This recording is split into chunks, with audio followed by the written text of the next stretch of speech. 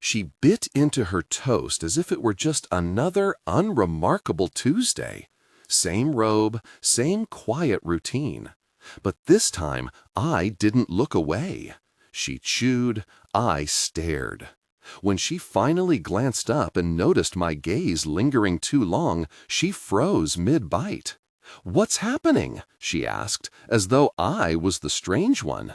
As if I hadn't spent the last 30 days sitting across from a woman who acted like I didn't exist. Every morning I poured cereal into a bowl alongside my grief, while she breezed past with AirPods in her ears and indifference stitched onto her face. My voice didn't rise. I didn't blink or take a deep breath. I simply said, "I'm waiting for the divorce papers." The silence that followed wasn't empty. It was heavy, suffocating. She didn't cry or argue. Her jaw tightened slightly, and I could swear the ticking of the kitchen clock grew louder. Here's what no one knows. I wasn't bluffing. The night before, I'd printed out the paperwork. Not filed, just printed. It sat in the bottom drawer beneath old manuals and receipts I once thought mattered. All I had to do was sign. But I hadn't. Not because I hoped she'd change her mind, but because I wanted her to ask. Ask me why I was done. Ask me what went wrong. Ask me when I stopped loving her. But she never did. Instead, she scrolled through her phone, went out for drinks, smiled at texts that weren't meant for me, and laughed in rooms where I wasn't welcome anymore. Meanwhile, I lingered in our home like an unwelcomed guest, shrinking into the corners of spaces we used to share. I always imagined love ended dramatically, with shouting matches and slammed doors. But it doesn't. It dies quietly, almost imperceptibly. One day, the silence becomes normal, and the only sound left is the whisper of your own goodbye. The next morning felt different, charged, electric. She moved slower than usual, her eyes skimming over mine without truly meeting them, as if trying to decipher a language I had only begun speaking, a language where I stopped begging. She didn't mention what I'd told her. No confrontation, no apology. Just coffee brewed, phone scrolled, and then she walked out as though it were any other Thursday. But I saw it. The fleeting glance toward the hallway drawer, the one stuffed with printer paper, old receipts, and now the unsigned divorce papers resting on top. I'd left them there deliberately. That drawer had become my silent scream. She hadn't opened it in years, but I knew today would be different. 30 minutes later, I heard it, the soft scrape of wood followed by absolute stillness. No footsteps, no buzzing phone, not even the creak of our rickety kitchen stool. Just tension so thick you could cut it with a knife. Then came the faint rustle of paper shifting. 10 minutes passed before she re-entered the room. Her eyes were puffy, not red or wet, but swollen with emotions she refused to let spill. I remained seated at the table, sipping coffee that had gone cold an hour earlier, pretending I hadn't been glued there all morning.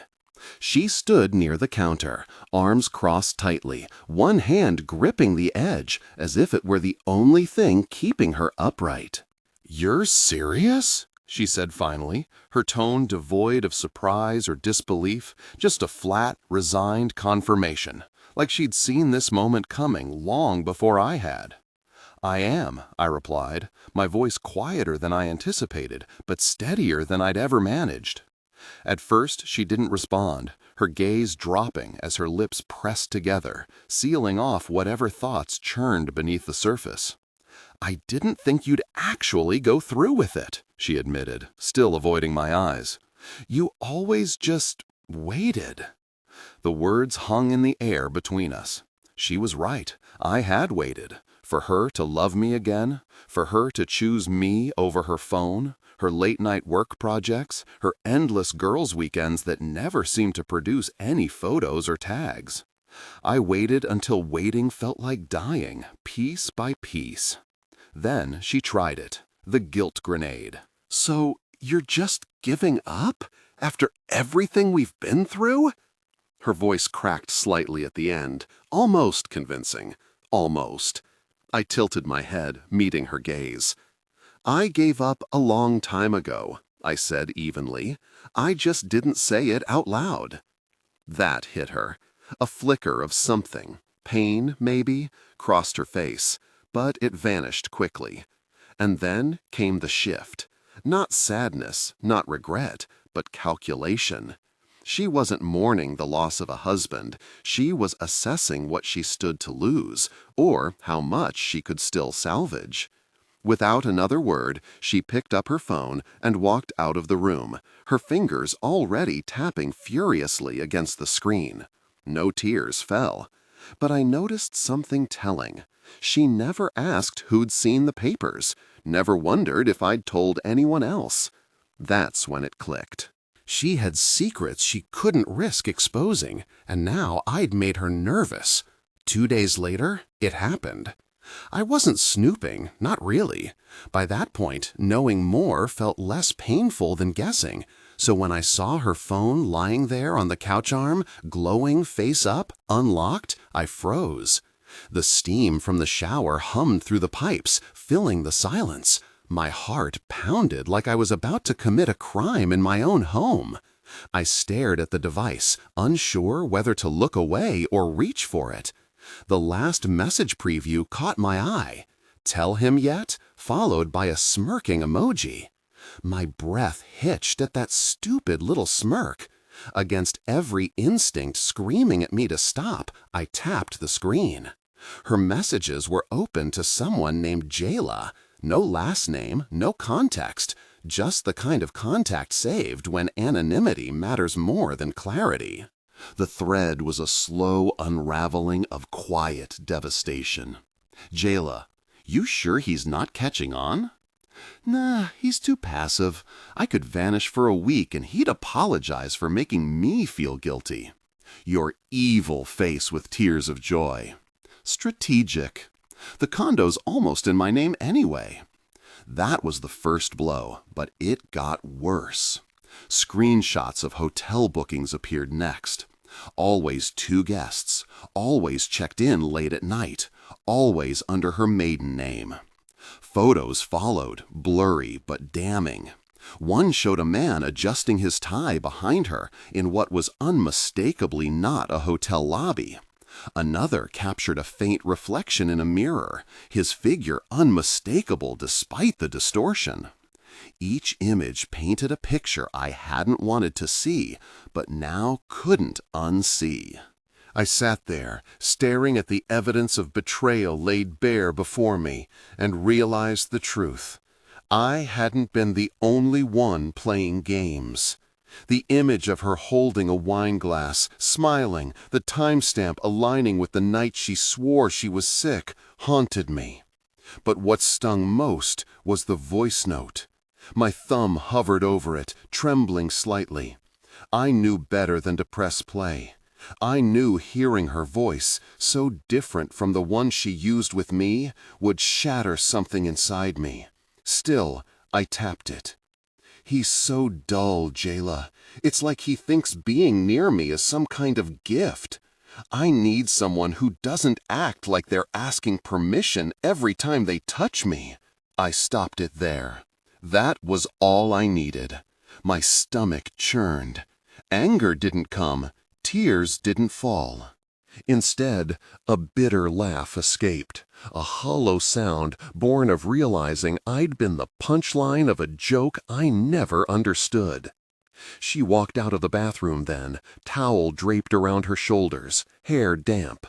She froze when she saw me sitting there, not clutching my phone, but holding divorce papers in one hand and a pen in the other. I didn't have to say a word. Her eyes darted to the papers, and I saw it.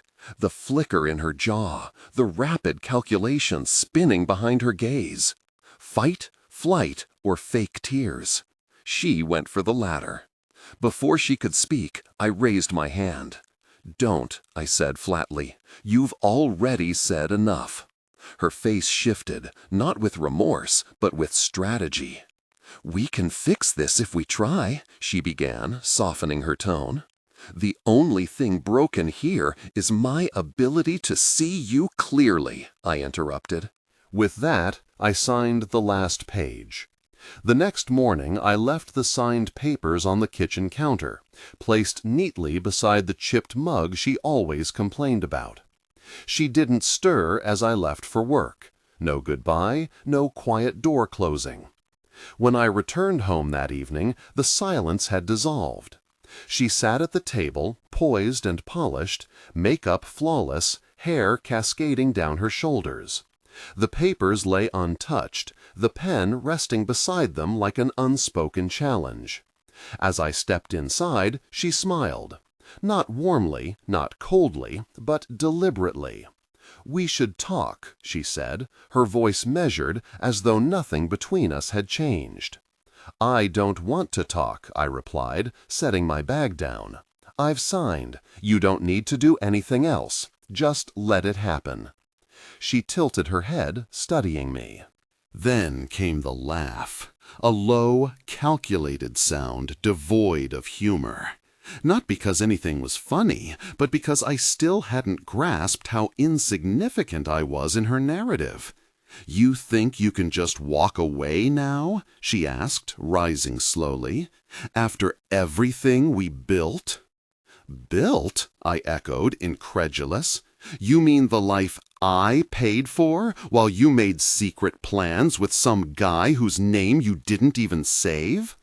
She didn't deny it, didn't flinch, shrugged instead, as if I'd finally said something mildly amusing. "I got bored," she admitted casually. "I thought you knew." That sentence hit harder than any betrayal. Bored? I didn't even register as someone worth disliking to her. To Camille, I was just background noise, something she could tune out without a second thought. But then she shifted gears. "Let me tell you something," she said, stepping closer, her voice dropping to a whisper. "Let's call this a rough patch. We can work through it. No need for any paperwork. I'll even put your name back on the condo." Her words hit me like a freight train. That was the first time she admitted what she'd done. Months ago, she had quietly removed my name from all the documents. I hadn't even realized until an email slipped through, revealing the updated ownership. She had erased me from our future as easily as she had been erasing me from our present. "I don't care about the condo," I said flatly. She blinked, caught off guard.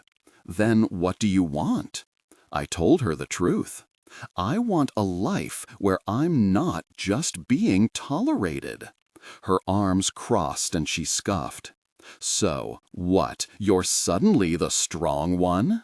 "You think you're ready to start over now? Please, you can't even stand up for yourself in an argument." I didn't respond.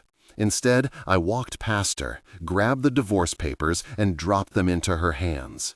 "I don't need to win an argument," I said. "I already won the moment I stopped trying to make you love me." She didn't follow me that night, or the next day, but I knew something was coming. Camille wasn't predictable, but she was relentless. She wouldn't let go that easily. It wasn't about love, it was about control. Losing meant someone saw her as beatable, and Camille hated losing more than anything. The knock came sooner than I expected. Sharp, confident, 3 quick raps. For a moment I thought it was her, Camille, returning to scream, plead, or throw some insult disguised as an apology. But when I opened the door, it wasn't her. It was a man, mid-30s, neatly trimmed beard, button-down shirt. He held a set of car keys in one hand and an envelope in the other. "You Luther?" he asked. I nodded slowly. "I think we need to talk." He didn't introduce himself. He just handed me the envelope. At first I hesitated. I studied him, trying to figure out if this was him, the guy from the photos, the hotel bookings, the one she chose over me. But something felt off. He didn't look smug or triumphant. He looked tired. Not the kind of tired from a long drive, but the kind that comes from carrying a secret too heavy to bear. "I'm not here to cause trouble," he said quickly. "I didn't even know about you until last week." That was enough for me to take the envelope. I stepped back and let him in, though every instinct screamed at me not to. He perched on the edge of the couch like it might swallow him whole. I opened the envelope. Inside were copies, screenshots, emails, a bank transfer record. At the top, Camille's name, not mine. She had opened a private account, siphoning money from our joint funds in small increments, just under the radar. Over $11,000. She told me it was for a down payment on a place for us. The man spoke again. "I didn't know she was married, I swear, man." His words hung in the air, heavy and raw. The pieces clicked into place. This wasn't just about betrayal. It was about layers of deceit, each one more painful than the last. And yet, strangely, I felt no anger, just a quiet resolve. I had already taken the first step toward freedom. Now, I needed to keep moving forward. I raised my hand, signaling I didn't want to hear more. Her innocence or guilt no longer mattered to me. What mattered was the clarity. Finally, something that wasn't cloaked in silence or manipulation, just raw, unfiltered truth. "She told me her ex was abusive," he added. "Said you were controlling, that you kicked her out and left her with nothing." That made me laugh. Not because it was funny, but because it was almost poetic. She hadn't just lied. She had rewritten me into a monster so she could play the victim. While I was cooking her meals and folding her laundry, she was out crafting stories that painted me as the villain in a drama I never signed up for. The only question I could muster was simple. "Why are you telling me this now?" He looked me straight in the eye and said, "Because she did the same thing to my friend 2 years ago." Different names, different tales, but the pattern was unmistakable, and I should have seen it coming. Standing there in the living room, envelope in one hand and an overwhelming sense of exhaustion weighing me down, I felt drained, not just from her, but from all the versions of myself I'd tried to become for her. The patient version, the understanding one, the spineless one who let it all slide. I thanked him and closed the door. He didn't ask for anything in return, didn't demand I expose her. He'd done what he came to do. Camille returned late that night, as usual. No apology, no acknowledgement, just a cold glance and a tossed jacket. But I noticed the flicker of unease in her eyes when she spotted the envelope sitting on the counter. She didn't touch it, but I could tell. She knew her carefully constructed facade was crumbling. The next morning, Camille acted like the envelope didn't exist. It sat there between the salt shaker and the bananas, a ticking bomb no one dared address. She walked past it twice, once humming, once pretending to be engrossed in her phone. But I saw her glance at it. Fear flickered behind her feigned indifference. I stayed silent, brewing coffee and letting the weight of the moment settle over us. For once, the silence worked in my favor. That's when things shifted. She started being nice. Not the fake kind of nice, but something calculated, subtle. A gentle touch on my shoulder here, a strained smile there. But I saw her glance at it. Fear flickered behind her feigned indifference. I stayed silent, brewing coffee and letting the weight of the moment settle over us. For once, the silence worked in my favor. That's when things shifted. She started being nice. Not the fake kind of nice, but something calculated, subtle. A gentle touch on my shoulder here, a strained smile there. Comments about how peaceful, quiet mornings could be, as if the months of icy tension hadn't been her doing. By lunchtime, her efforts escalated. She cooked a real meal, not the half-hearted avocado toast she usually served alongside criticism. There was a roast in the oven, candles lit on the table. She even wore the sweater I once mentioned liking, back when she still pretended to care about my opinions.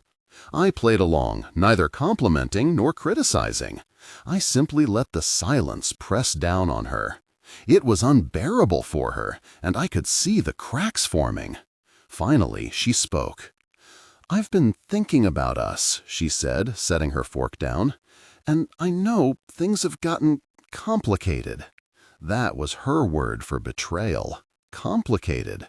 Her voice was barely audible, her eyes fixed on the floor. "I've made mistakes," she admitted, the weight of her words hanging in the air. "But I don't want to lose what we've built. I was just scared." She paused, as if searching for the right phrasing. "Scared you didn't love me anymore. Scared you stopped seeing me." A bitter laugh almost escaped me, but I held it back. Instead, I remained silent, watching her weave a new narrative. "You didn't fight for me," she continued, her tone shifting into something accusatory. "You let me drift away." And there it was, the twist. In her version, the issue wasn't her lies, her betrayal, or her deceit. No, the fault lay with me. According to her, I had failed to hold her together, to stop her from unraveling. She painted herself as someone who acted out of fear and neglect, not malice. "I just want to fix us," she whispered, reaching across the table to place her hand over mine. Her fingers trembled, not from emotion, but from panic. She wasn't trying to mend anything. She was buying time, desperate to shield herself from the truth I now carried. "I want us to feel real again." I stared at her hand, trembling like a leaf caught in a storm. "You should read what's in that envelope," I said finally, my voice steady despite the chaos swirling inside me. She froze, her hand still resting on mine, as though she could will the moment to pause indefinitely. But the act was over. Her eyes darted toward the counter, betraying her. I saw it, the flicker of recognition, the shadow of fear. "What is it?" she asked, her voice unnaturally high, too calculated to sound genuine. "You'll find out," I replied, standing up. I couldn't sit there any longer, watching her rehearse yet another lie. "But don't bother pretending you don't know. You've already written the wrong script." I left her sitting there, the candles still burning, their light casting long, distorted shadows across the table. The illusion she'd worked so hard to maintain was crumbling before her eyes. I retreated to the bedroom, locking the door behind me. For the first time in months, I didn't feel like the one hiding. By Saturday morning, I thought maybe she'd backed down. Camille hadn't come home the night before. No texts, no calls, no slamming doors to punctuate her frustration. For once, I slept, fitfully, but without the gnawing tension of wondering what new drama she'd unleash next. Perhaps, I dared to hope, the silence meant she'd finally accepted reality. I was wrong. When I came downstairs, the envelope was gone. Not moved, gone. The counter was wiped clean, as though it had never existed. The chipped mug I'd used as a paperweight was in the trash, not broken, but discarded. It was a message, clear as day. She was erasing evidence. Camille returned around noon, looking every bit the woman I'd met a decade ago. Her hair was perfect, her outfit sharp, her demeanor polished. She exuded the same charm that had once captivated everyone in the room, the same charm that masked her ability to lie without blinking. "We need to talk," she announced without even sitting down. I didn't respond. She began pacing in front of me, her movements deliberate, as if preparing for a courtroom showdown. "I've made some calls," she said, her voice steady. "You're going to receive something in the mail next week." I raised an eyebrow. "What kind of something?" Her lips curled into a faint, smug smile. "A legal response. See, I spoke with someone about everything that's been happening here. Turns out emotional neglect is a form of abuse, documented, repeated, provable." I almost laughed. "You're calling me abusive? All this time you've been cold, distant, completely shut off. But I have evidence, messages to friends, a letter from my therapist." She paused dramatically before delivering her final blow. "If this goes to court," she said, "I'm getting the condo and spousal support." It was brilliant, twisted, calculated. This wasn't just about ending our marriage. It was an elaborate plan to paint me as the villain. The envelope of truths didn't scare her. It fueled her. Slowly, I stood up, heart racing but voice steady.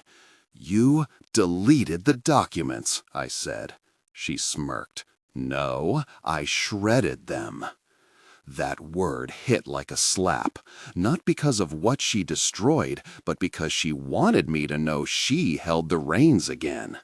And in that moment, I realized this wasn't about love, regret, or even revenge. This was a game, and she intended to win. "I've already made copies," I replied. For a split second, her composure cracked. The smirk faltered, her jaw tightened. "Of course you did," she spat through gritted teeth. "Because you're paranoid, always bracing for some disaster that never happens. No wonder I had to look elsewhere for affection." She said it without hesitation, no shame, no remorse, just a casual admission that she'd replaced me emotionally long before I found the proof. I grabbed my keys and walked out. I didn't know where I was headed, but staying would only give her what she wanted. One outburst, one scream, something she could twist into evidence. Instead, I left silently, giving her nothing. But that night, things got worse. A message from my boss arrived, a formal request for a meeting next week. Someone had sent an anonymous tip alleging instability at home and unresolved aggression. Camille hadn't stopped at ruining our relationship. She was targeting my career, too. Sleep eluded me that night, not from fear, but strategy. She'd turned our divorce into a war zone, and I wasn't about to let her walk away with both the condo and a halo. If she wanted a fight, fine, but I'd finish it on my terms. Sunday morning, I made one call. To Nathan, the man who'd shown up at my door with the envelope. He'd been manipulated by Camille before, just like me. "Say the word," he responded when I asked if he'd help. He wasn't the only ally I gained that day. Hours later, another message came from Jayla, the same Jayla tied to Camille's schemes. As it turns out, she wasn't just complicit. She was tired of being used herself. Camille had dragged her into lies at work, forging references, manipulating situations, even using her name on an apartment lease behind my back. Then the final piece fell into place. A coworker forwarded me an email, the same anonymous tip Camille had tried to use against me. But she'd slipped up. She'd sent it from a burner Gmail account linked to a couples retreat we once attended. Same name, same recovery email. Amateur mistake. I organized everything meticulously, arranging the documents in neat piles and labeling each one. The old bank statements, messages she never deleted from her cloud backup, and the screenshots Jayla had provided were all there. My intention wasn't destruction, it was resolution. Early Monday morning, I delivered everything to my lawyer's office. By noon, Camille received the papers. I expected her to react, scream, cry, beg, but she didn't utter a word. She just stared at the envelope in her hand with the same disinterested expression she used to give me, as if it were something mundane. But this time, that look didn't affect me. The following weeks passed quickly. Once her web of lies unraveled, especially the anonymous tip to my employer, her control evaporated. I retained ownership of the condo, avoided paying spousal support, and didn't even need to fight for these outcomes. When she realized the truth would cost her not only the case, but also her credibility, she retreated. As for me, I began anew. My new place is smaller, quieter, and entirely mine. I earned a promotion at work, a testament to the fact that integrity still holds value for some people. These days, I cook for one, and occasionally I leave the drawer open as a reminder that secrets can't stay buried forever. For the first time, the silence surrounding me feels comforting rather than oppressive. This chapter of my life isn't about waiting for legal papers or bracing for another blow.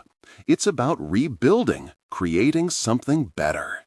This story has reached its conclusion, but now I'm curious about which moment stood out most to you.